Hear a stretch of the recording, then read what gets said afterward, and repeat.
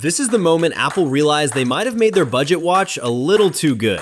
Look, after reviewing the high-end Series 11 and the massive Ultra 3 a few months ago, I fully expected going back to a $250 watch to feel like a massive downgrade. But honestly, that feeling never came.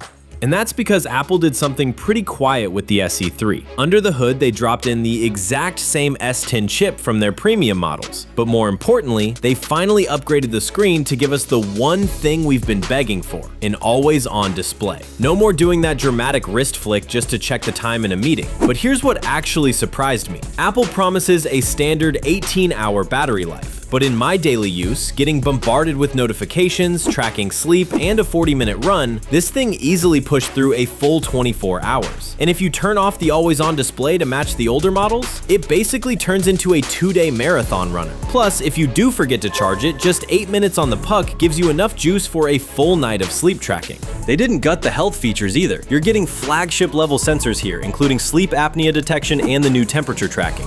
The only things you're really missing are the ECG, blood oxygen, and the new hypertension alerts. Unless you actually need those for specific health reasons, you won't even notice they're gone. You still get the new AI pacing features for running, and yeah, it's still fully swim-proof. But there is a catch.